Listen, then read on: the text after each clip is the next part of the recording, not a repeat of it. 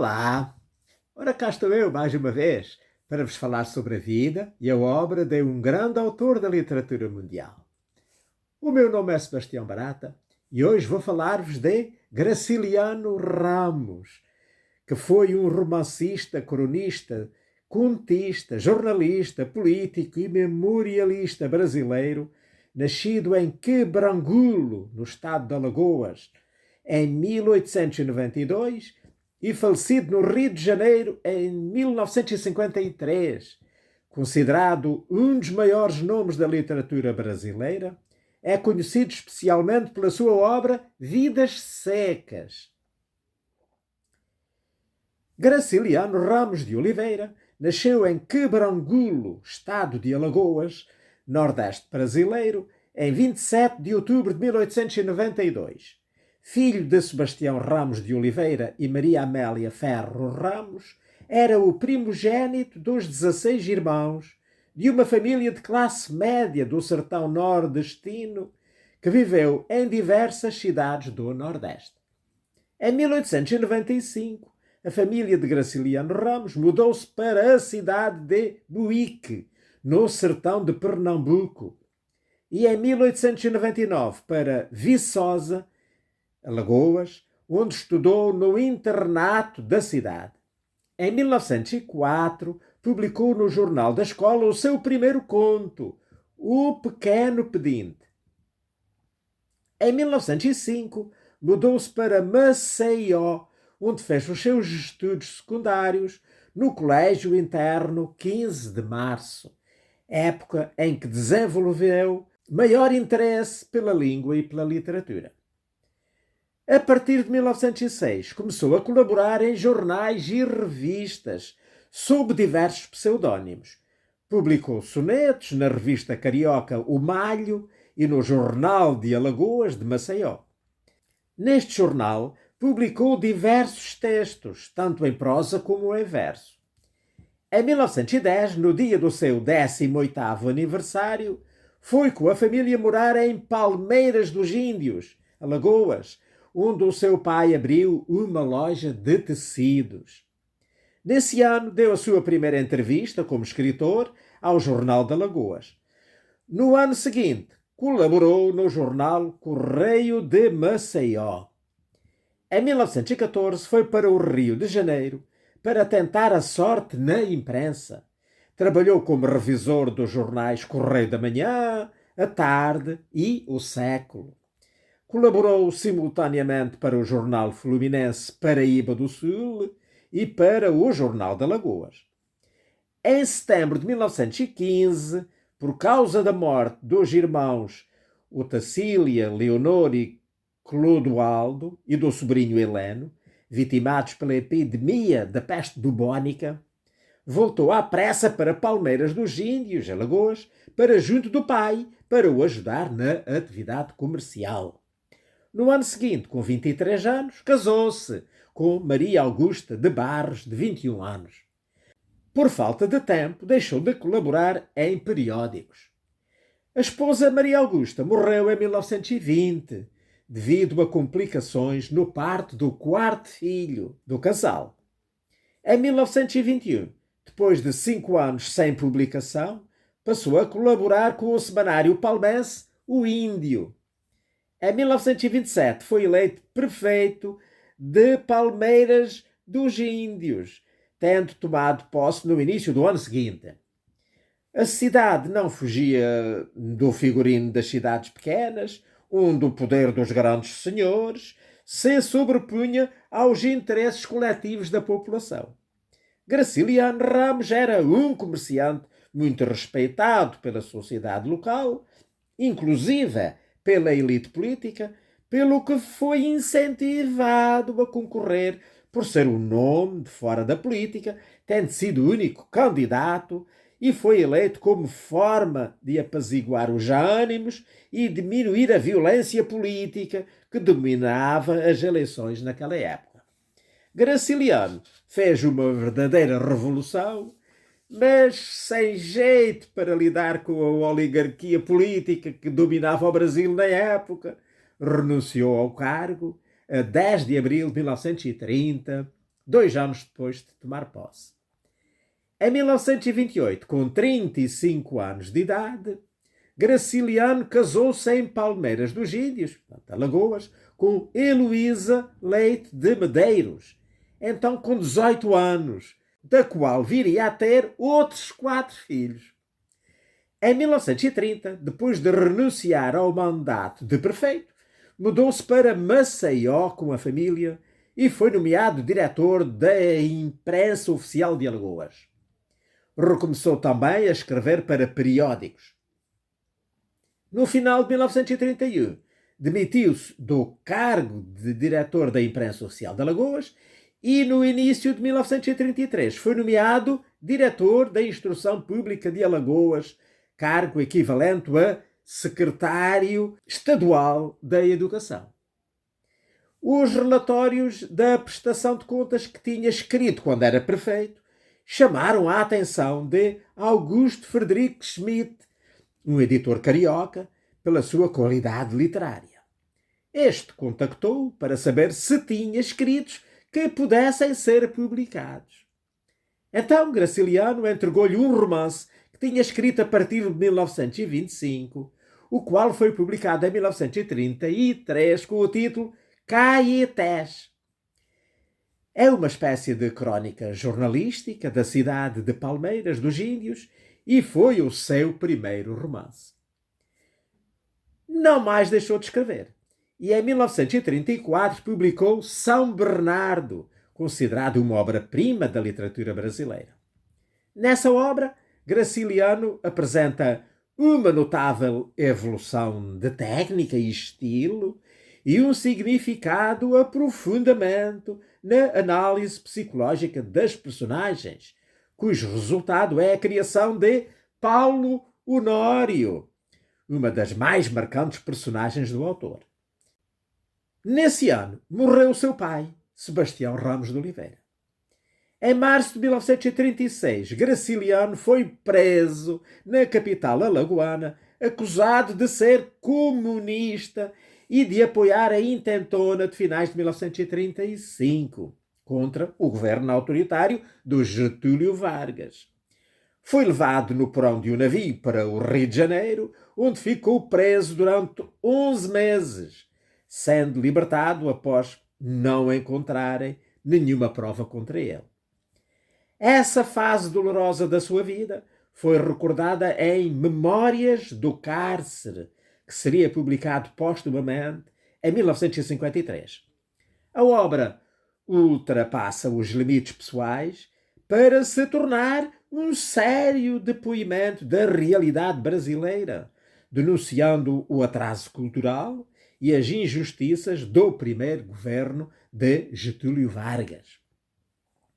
Em agosto desse ano de 1936, foi publicado Angústia, considerada por muitos críticos como a sua melhor obra, que é um dos romances mais amargos da literatura brasileira e pode ser considerado um precursor do existencialismo. Luís da Silva, personagem central, narra as suas frustrações num clima de agonia, de dissolução psíquica que atinge a neurose. Angústia recebeu o prémio Lima Barreto, instituído pela revista académica.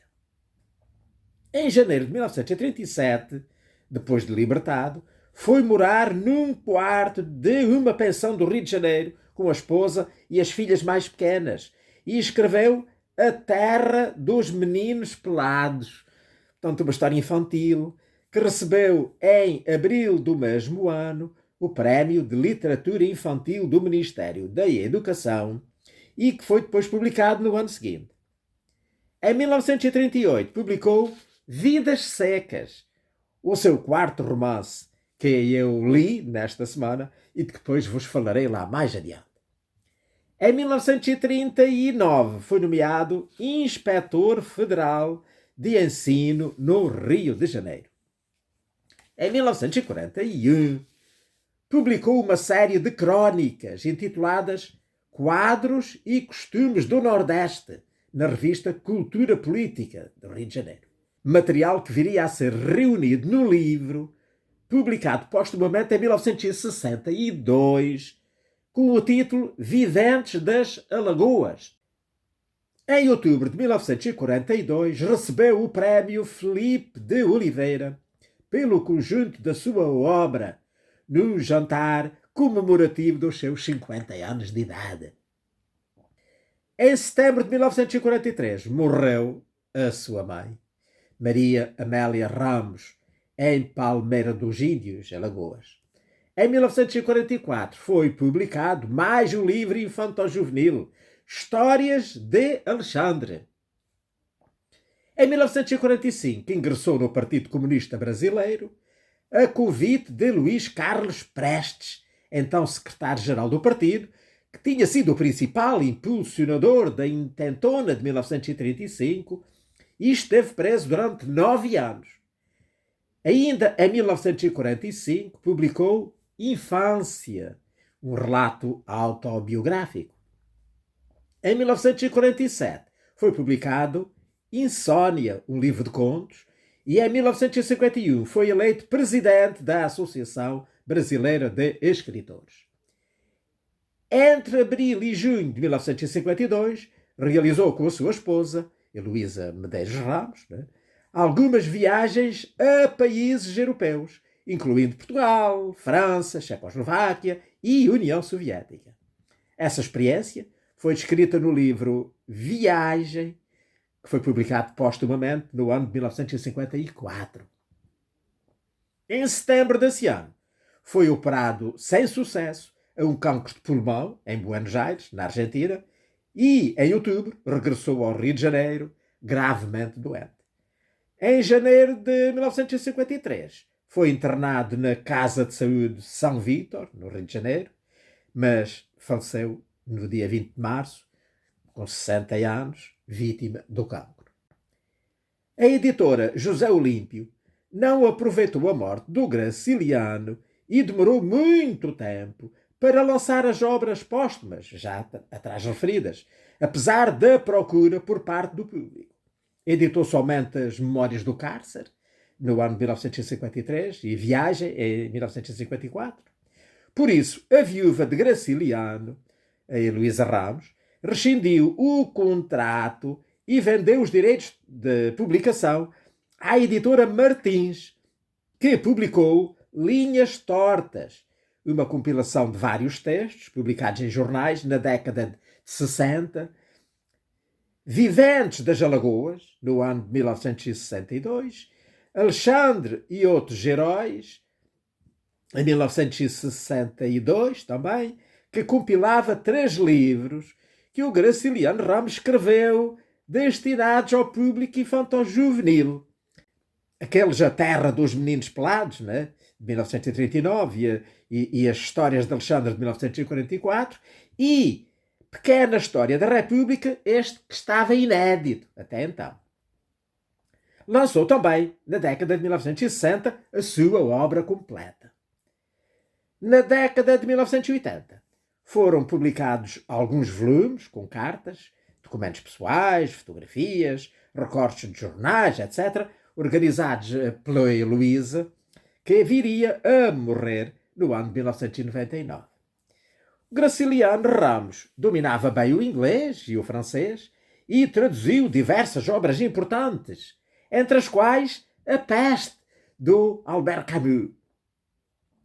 Honrada com diversos prémios em vida, a obra de Graciliano Ramos recebeu aplausos da crítica literária e a atenção do mundo académico. A casa onde o escritor viveu, em Palmeira dos Índios, foi expropriada em 1965 pelo governo de Alagoas e transformada num museu, o Museu Graciliano Ramos. Em 2020, os botânicos brasileiros James L. Costa Lima e Earl Chagas descreveram uma nova espécie de planta que, até ao momento, ocorre apenas na reserva biológica de Pedra Talhada, em Quebrangulo, Alagoas, portanto a cidade natal do Graciliano Ramos. E deram-lhe o nome de Dicliptera gracilirama, portanto em homenagem ao escritor. Falando agora um pouco mais sobre as características da sua obra, Graciliano Ramos é considerado o mais importante ficcionista da segunda geração modernista brasileira e faz parte do grupo de escritores que inaugurou o realismo crítico, representando os problemas brasileiros, em geral ou específicos de determinada região. Graciliano Ramos integra-se no grupo Romance do Nordeste, desenvolvendo relações de amizade com escritores que formavam a vanguarda da literatura nordestina, entre os quais o José Lins do Rego, a Raquel de Queiroz e o Jorge Amado. Literatura destinada a provocar a conscientização, o romance regionalista tem como lema criticar para denunciar uma questão social. Trata-se de uma literatura que traz para a reflexão problemas sociais marcantes do momento em que os romances foram escritos.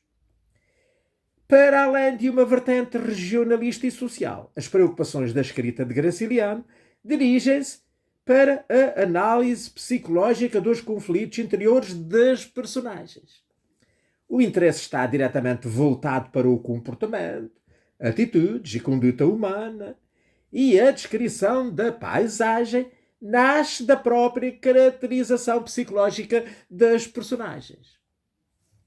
A preocupação com a linguagem é um traço peculiar do escritor.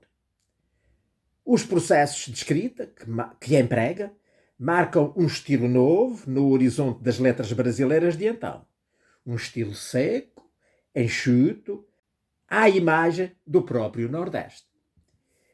Utiliza uma linguagem concisa, um vocabulário sóbrio, privilegiando o discurso indireto livre, o monólogo, o uso de frases independentes, raramente coordenadas ou subordinadas.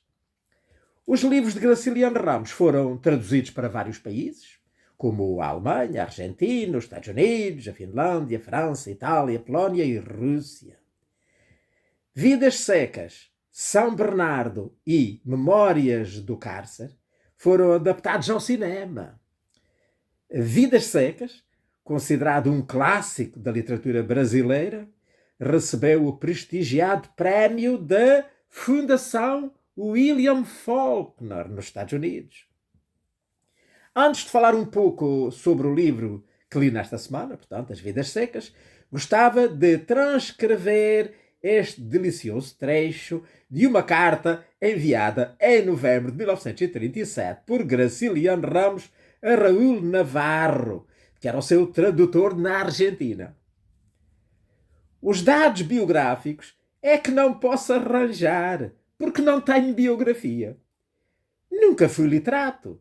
Até há pouco tempo vivia na roça e negociava. Por infelicidade, virei prefeito no interior de Alagoas e escrevi uns relatórios que me desgraçaram. Veja o senhor como coisas aparentemente inofensivas inutilizam um cidadão. Depois que redigi esses infames relatórios, os jornais e o governo resolveram não me deixar em paz. Houve uma série de desastres. Mudanças, intrigas, cargos públicos, hospital, coisas piores e 3 romances fabricados em situações horríveis. Caetés, publicado em 1933, São Bernardo em 34 e Angústias em 36. Evidentemente, isso não dá uma biografia. Não? Que hei de fazer? Eu devia enfeitar-me com algumas mentiras, mas talvez seja melhor deixá-las para os romances. Ora, então, posto isto, vou falar-vos então das Vidas Secas, que eu tenho aqui e que, portanto, eu, como já disse, andei a ler esta semana. Vidas Secas, escrito entre os anos de 1937 e 38, publicado originalmente nesse ano de 1938, é considerado a obra-prima de Graciliano Ramos. Romance modernista, também conhecido como regionalista, foi o resultado da junção de vários capítulos, publicados isoladamente como contos. Quarto e último romance de Graciliano foi o seu único romance escrito na terceira pessoa. Nele, o autor narra a história de uma família de retirantes nordestinos que, atingida pela seca, é obrigada a perambular pelo sertão em busca de melhores condições de vida. A obra pretendia mostrar a tirania da terra cruel atuando sobre o homem. Vidas Secas é um influente e importante romance que aborda uma família de retirantes do sertão nordestino condicionada a uma vida subhumana diante de problemas como a seca, a miséria, a fome, a desigualdade social, as lutas de classes e, consequentemente, o caleidoscópio de sentimentos, pensamentos, desejos e emoções que, misturados com a aspereza do clima semiárido, os obriga a procurar meios de sobrevivência, expressando assim um espelhamento artístico muito forte com a denúncia política e a situação histórico-social. Em Vidas Secas, Graciliano contornou alguns estilos literários da sua época, ligados ao regionalismo, o que lhe proporcionou pontos positivos e até inovadores. Unindo denúncia e elaboração artística, Graciliano, sendo comunista, e um político comprometido, foi cauteloso nas tradicionais ingerências da opinião do narrador e evitou o protesto vulgar e o panfletismo, que poderia usar, como outros autores da época o fizeram, para criticar os aspectos sociais do Brasil. O que o fez ser reconhecido por um estilo seco, reduzido ao mínimo de palavras, mas provavelmente mais impactante do que se fosse de outra forma. Acrescido de algumas inovações técnicas e de abordagem, como a quebra com a cronologia tradicional entre os capítulos. Tal escrita influenciou gerações de escritores até hoje, conforme podemos ver na obra do Euclides Neto, o Rubem Braga, o Milton Ataun, o Itamar Vieira Júnior e muitos outros. Muito resumidamente, Vidas Secas retrata a vida de pessoas que vivem no sertão brasileiro e o seu sacrifício para sobreviverem. Tendo como tema a luta pela sobrevivência diante do flagelo da seca, o Graciliano Ramos traz nos seus personagens muito da existência nordestina. Os principais personagens são o Fabiano, Sinha a Vitória, que é portanto a esposa, o menino mais velho, o menino mais novo, a cachorra baleia e o papagaio, que logo no início serve de alimento providencial para que a família não morra de fome. Depois há o soldado amarelo, o fiscal da prefeitura e o dono da fazenda, que contrastam com o Fabiano e a família e representam a opressão do poder oligárquico e institucional.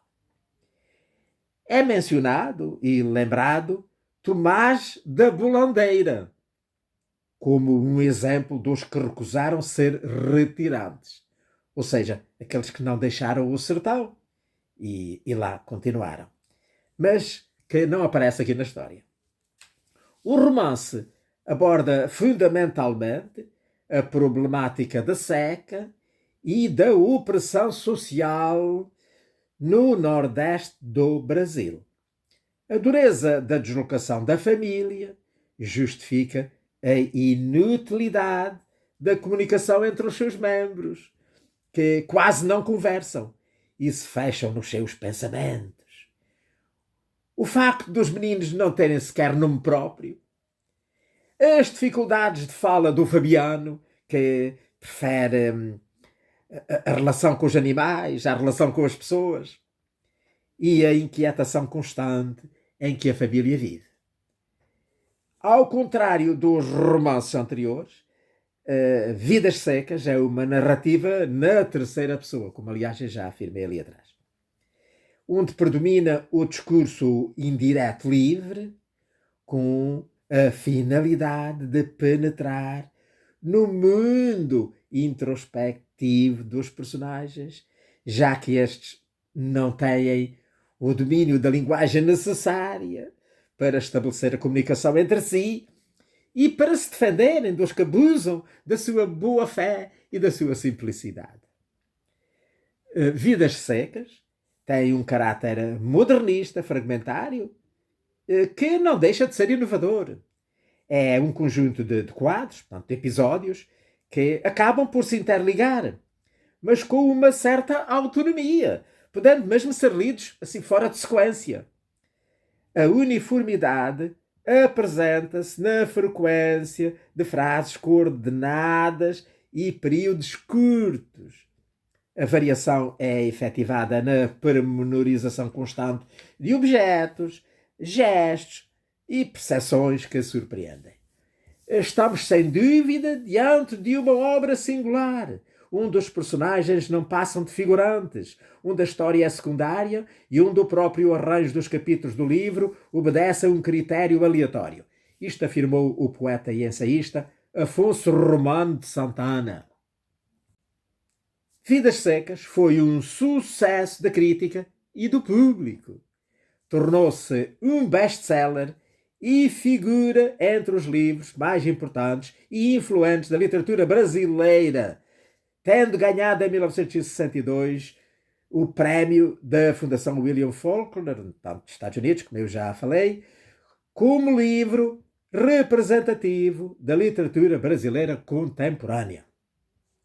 Também conquistou um enorme número de leitores, tendo vendido mais de 1,5 milhão de exemplares. É leitura obrigatória em escolas, concursos e em vestibulares das melhores universidades do Brasil. Após a sua publicação no Brasil, no ano de 1938, como disse, foi lançado primeiramente na Polónia, depois na Argentina, seguida pela República Checa, a Rússia, a Itália, Portugal, França, Espanha, Estados Unidos e muitos outros países ao longo dos tempos. No Brasil, já passou da 100ª edição. O cineasta Nelson Pereira dos Santos realizou uma premiada versão cinematográfica com o mesmo nome, portanto, de Vidas Secas, no ano de 1963, que reforça os aspectos pertinentes da obra e do país. E com isto por aqui fico. Espero que tenham gostado desta conversa de hoje sobre o Graciliano Ramos, um dos maiores escritores brasileiros e um grande escritor nordestino. E também das suas Vidas Secas, uma obra-prima da literatura brasileira. Espero que tenham gostado e que Deus me permita continuar a ter vida e saúde para cá poder voltar todas as semanas a falar-vos sobre a vida e a obra de outros grandes autores da literatura mundial. Então até para a semana, se Deus quiser.